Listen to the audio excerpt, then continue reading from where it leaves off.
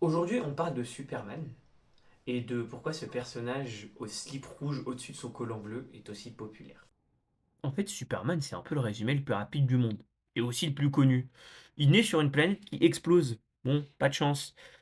Ensuite, il fait un voyage dans l'espace qui a inspiré un certain personnage populaire de la pop culture dont on parlera plus tard. Il est ensuite adopté par des fermiers du Kansas. Et hop, super-héros après quelques décennies.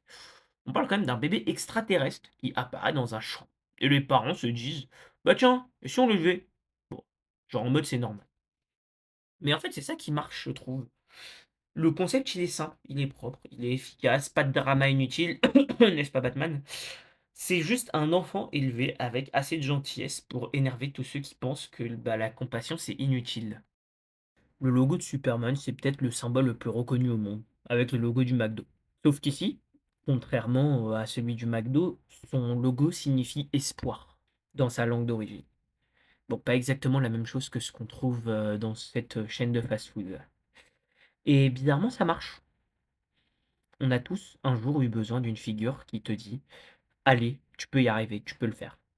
Et en fait, Superman, il nous rappelle qu'en tant que personne, juste, on peut faire mieux. On peut grandir. On peut juste, tout simplement s'améliorer et devenir de meilleures personnes. Souvent, on reproche à Superman d'être trop fort. Genre bon, il y a plus de suspense, le gars, il peut tout faire. Et en quelque sorte, c'est vrai. Le gars, il a littéralement tous les super pouvoirs du catalogue. Bon, on va pas parler de sa faiblesse par rapport à la kryptonique. Laissez tomber. Bref, il lui manque que la capacité de draguer Lois Lane en tant que Clark Kent sans bafouiller. Bon, disons que c'est pas le plus simple pour lui. Mais c'est justement parce qu'il est hyper fort que ses vrais problèmes deviennent intéressants. Comment aider tout le monde sans se transformer en dictateur? En fait, sans devenir tout simplement le Superman d'un fameux univers, hein, Injustice. Comment vivre une vie normale quand tu entends quelqu'un hurler à 3000 km? Comment draguer Loïs, la femme que t'aimes, quand tu dois t'arrêter toutes les 4 minutes pour empêcher quelqu'un de tomber d'un pont?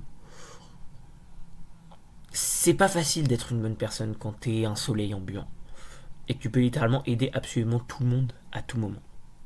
Superman est intéressant parce qu'il nous permet de nous poser des vraies questions éthiques. Peu importe que ce soit un personnage fictionnel ou non en fait. Et voilà le truc important. Superman, il est pas aimé parce qu'il est fort. Il est aimé parce qu'il choisit d'être une bonne personne.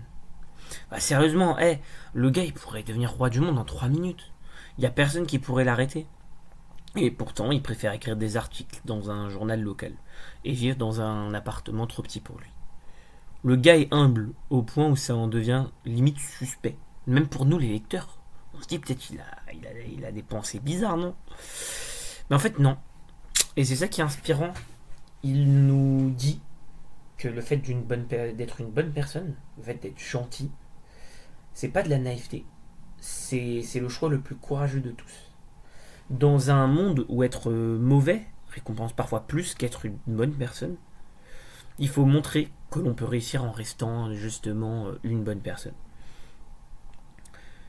Et que même sans super pouvoir, tu peux quand même aider d'autres personnes. Beaucoup de personnes dans cette phrase, désolé, le script est un peu nul. Bon, on parle peut-être pas d'arrêter un train à pleine vitesse ou un avion qui chute, évidemment, mais au moins aider ta voisine âgée à amener ses courses jusqu'à sa porte. Ça va être un choc pour personne quand je vais le dire, mais en vrai, Superman, c'est une boussole morale. C'est le type qui te rappelle qu'on peut être fort sans être cruel, qu'on peut avoir peur et quand même faire ce qui est juste. C'est vraiment l'espoir en collant bleu et en slip rouge. Et apparemment ça marche parce que 85 ans plus tard, on est toujours là à parler de lui et on en redemande encore et encore et encore.